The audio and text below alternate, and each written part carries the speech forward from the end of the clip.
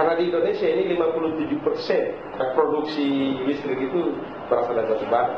Jadi saya mau sampaikan di sini kesulitan mengembangkan kelistrikan di kita ya. Karena bicara listrik itu kan ada pembangkitan, ada jaringan. Nah, satu-satunya pemilik jaringan itu adalah PLN. Artinya kita harus memiliki satu master plan ketenaga listrikan, atau saya selalu sebut dengan rencana induk pengembangan ketenaga listrikan Sultra. Sementara itu, PT PLN mengaku pemadaman bergilir yang dilakukan semata-mata demi efisiensi energi, terutama pada beban puncak di jam-jam tertentu.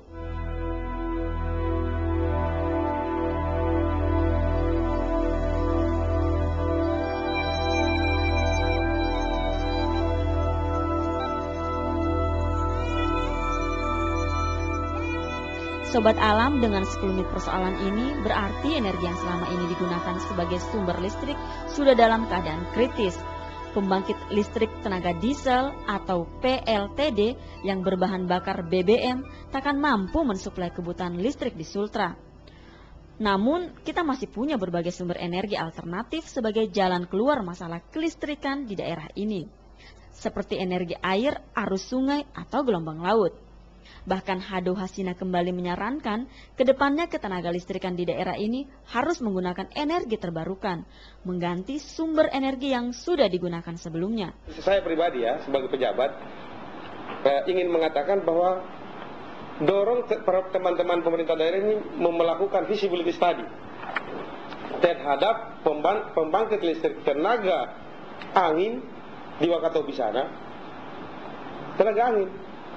Tenaga air di darat, minimal itu mikrohidro dan mini hidro.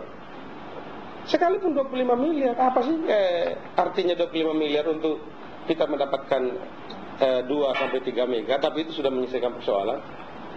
Ya, ini yang terus terang menurut saya kita tidak sadari, termasuk kita di provinsi ini jarang menyadari bahwa harus ada langkah yang kita lakukan untuk mendorong pembangkitan ini muncul. Sebab menanti investor, tadi sudah dikatakan bahwa investor sudah 5 tahun proses izin saja susah, dibau-bau, misalnya ada yang mau membangkitkan 2x7 ya, tapi juga tidak bisa terwujud sampai sekarang.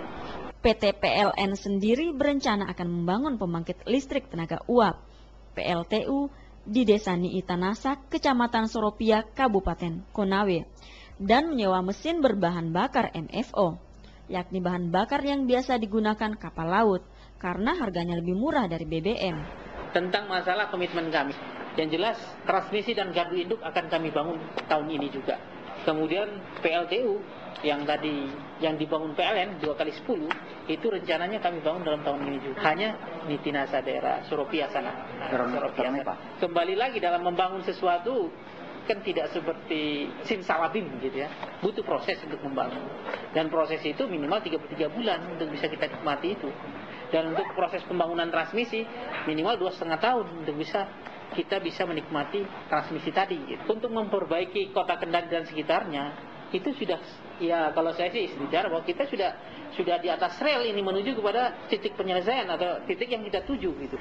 Melihat persoalan ini, Gubernur Sulawesi Tenggara Nur Alam juga berencana mengembangkan potensi sumber daya alam sebagai energi alternatif, khususnya di sektor kelistrikan. Ada berbagai tenaga listrik yang sedang kita tawarkan ya.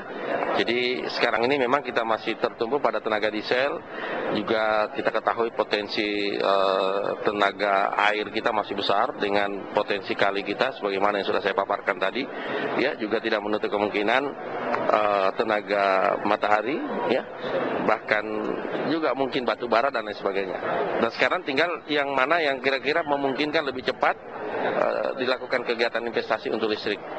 Tapi kalau melihat dari respon investor yang ada dan potensi yang kita miliki, itu akan lebih banyak atau lebih cepat antara diesel dan air. Sobat Alam, mungkin memang sudah saatnya kita mulai memikirkan energi alternatif untuk menggantikan sumber energi yang selama ini digunakan.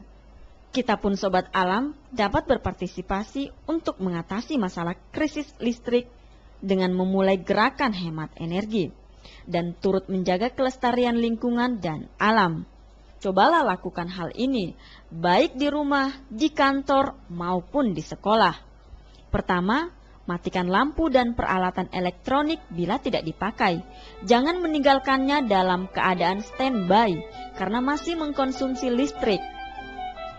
Kedua, gunakanlah alat elektronik yang hemat energi. Ketiga, manfaatkan cahaya matahari dan angin yang alami secara optimal di siang hari. Buka jendela lebar-lebar. Keempat, gunakan lampu hemat energi. Dan yang terakhir, jika menggunakan AC di rumah atau di kantor, atur suhu AC sesuai kebutuhan. Saya Rosnia Fikri dan salam lestari.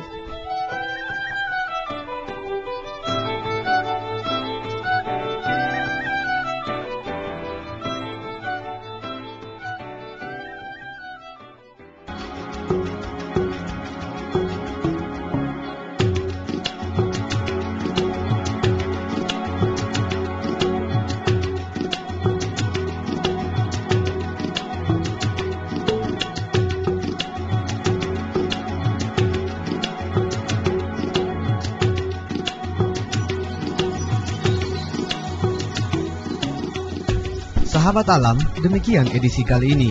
Untuk kritik dan sarannya dapat Anda sampaikan kepada Forum Komunitas Insan Radio Lokal, Jalan Laute 3 nomor 9 Mandonga Kendari, atau telepon dan fax ke 0401 327 860 atau email ke radioswa@telkom.net. Sampai jumpa pada edisi berikutnya dan mari tetap bersahabat dengan alam.